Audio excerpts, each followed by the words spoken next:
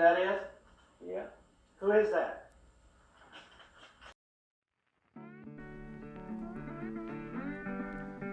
Chapter 18. Farewell, Loy Factor. Hello, Glen and Mark. Thinking about you and wondering if you are continuing with the book. I'm in Willow Haven Nursing Home in Tonkawa. Would like to hear from you. Loy Factor. This note was dated January 31st, 1994. It had been a few months since we'd heard from Loy.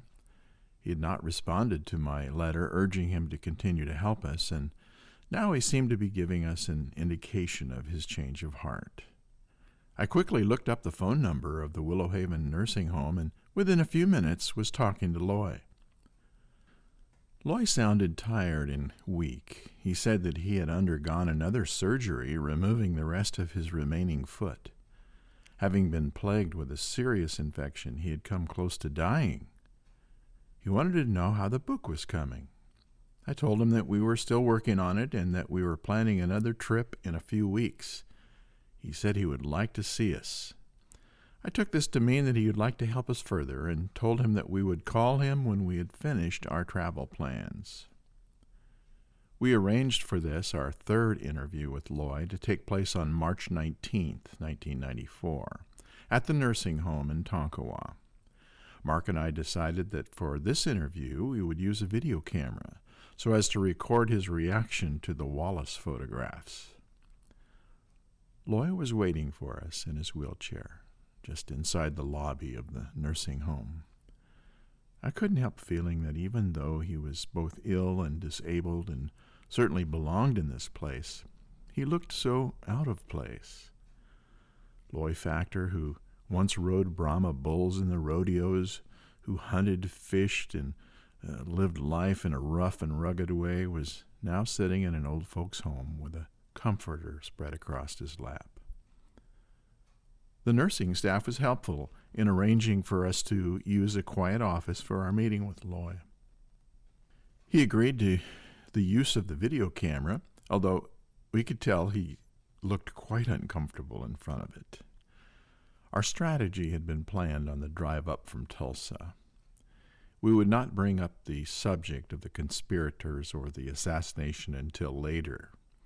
Instead, we would engage Loy in a discussion concerning the details about his release from prison. Then I would hand Loy a handful of photographs and ask him if he would like to take a look at them. We didn't want to appear to attach too much importance to them.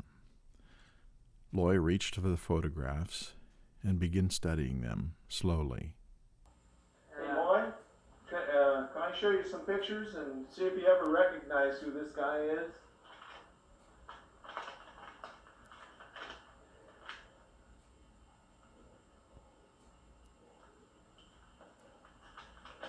You need your glasses? I got my glasses on.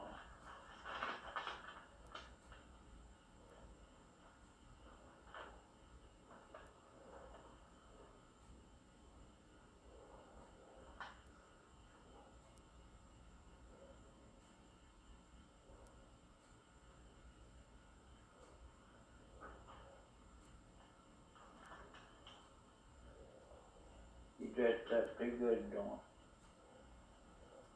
You know who that is? you? Yeah. Who is that? Wallace? He's younger there, though, isn't he? He's young there, huh? Yeah, he's young. Loy, we took those photographs out of the library in Dallas, Yeah. and we got those come out of his university pictures at the University of Austin. Oh. That's the man that you met Yeah. at Sam Rayburn's funeral Yeah. in Bonham, Texas in That's right. 1961. Loy's face expressed volumes. There was no doubt in our minds at all. He recognized the photographs as the man known to him only as Wallace. We then proceeded to tell Loy what we had come to learn about Wallace, his friendship and loyalty to Lyndon Johnson, his 1952 murder conviction. We asked him if there had ever been a hint that Wallace was working for Johnson. Loy said that the name of Johnson had never come up. In fact, he registered honest surprise when he learned of Wallace's link with Lyndon Johnson. We read the notes from our interview with Harold Norman, which verified the presence of a table saw on the 6th floor.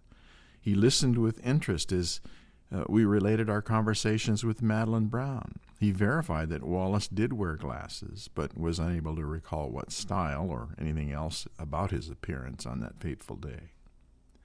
Loy, we still have a problem that we were hoping you could help us with, Mark said, looking Loy in the eye.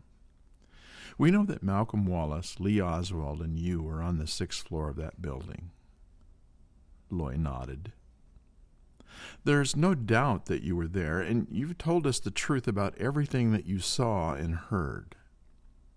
That's right, Loy responded.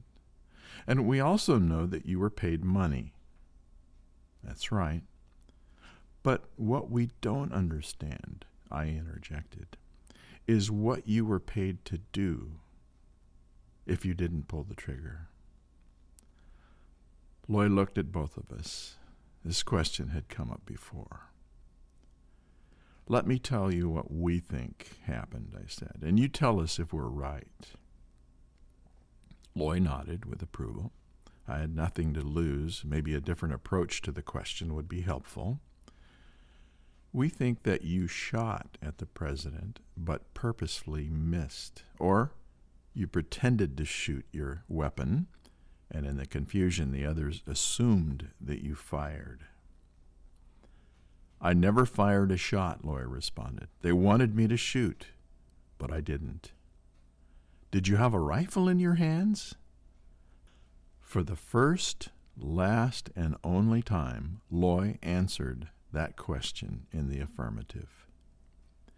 Yeah, they had a rifle for me, and I could have shot him like they wanted me to, but I ejected the shell from the rifle, but it was never fired. And so that's where Mark and I left it. Loy has been insistent from his first revelation of his involvement that he never pulled the trigger. He had confessed to a degree of involvement, even to the extent of aiming one of the weapons at the presidential motorcade, and then escaping from the scene with the murderers and accepting money from them. We had been told as much as Loy Factor was ever going to tell us. What about your family, Loy? What do you think their reaction will be to what you've revealed in our book? But what do you think is going to happen when it's published? Well, I'll tell you what, I want people to know the truth. That's good. That's good. Because many thousand people don't know what. They don't know what happened. No. And what you've told us has been the truth, hasn't it, Loy? Yes, it's been the truth. Less than 7 weeks later, on May 5th, 1994, Loy Factor passed away.